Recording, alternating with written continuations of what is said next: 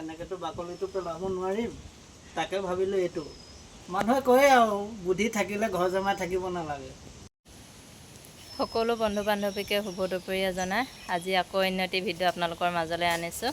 আহক তেতিয়াহ'লে ভিডিঅ'টোৰ মাজলৈ যাওঁ। কিনো ভিডিঅ' আনিছোঁ, সুন্দৰ ভিডিঅ' বুলি কৈছিলোঁ নহয়। এইয়া মাছজনীকে দাঙিব পৰা নাইচোন, গাত বলেই নাই তোমাৰ। ডাঙৰ মাছ, মাছজনীচোন দাঙিব পৰা নাই, হাতৰ পৰা পৰিয়ে গৈছে। এৰিছে নহয় কিমান ডাঙৰ মাছ। এইয়া ওচৰৰ পৰা দেখাই দিওঁ।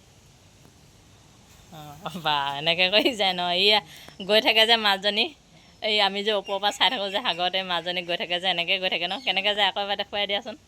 এনেকৈ গৈ থাকে ন।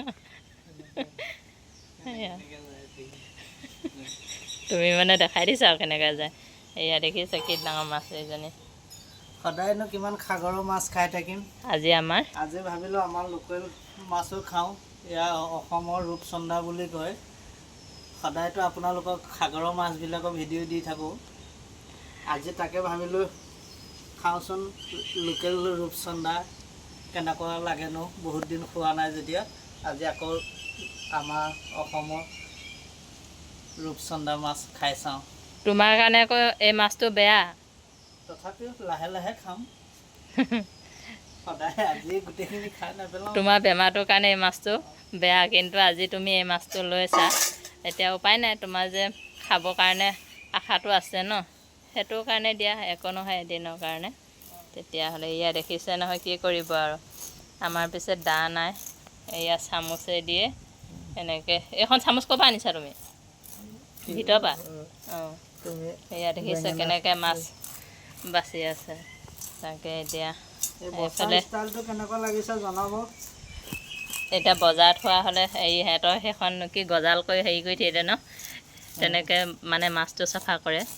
আৰু এতিয়া আমাৰতো ইয়াত একো নাই। এয়া কাটা চামুচ চাওঁ, সেই দেখাই দিয়া আকৌ তুমি চাফা কৰা সেইডাল এইবাৰ কাটা চামুচ ভালকৈ। এতিয়া বৰ্তমান ধৰক মোৰ কাৰণে বেষ্ট আৰু গতিকে ডাঙৰ মাছ এনেকৈতো বাকলিটো পেলাব নোৱাৰিম, তাকে ভাবিলোঁ এইটো।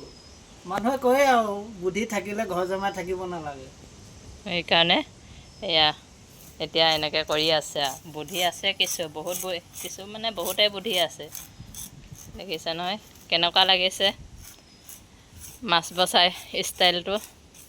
এইয়া দেখিছেনে, এনেকৈ বাচিব পাৰিব কাটা চামুচ এখনৰ দ্বাৰাই। কিয় দাৰে সৈতে কাটিবলৈ বাকলিটো পেলাবলৈ অসুবিধা হ'ব পাৰে।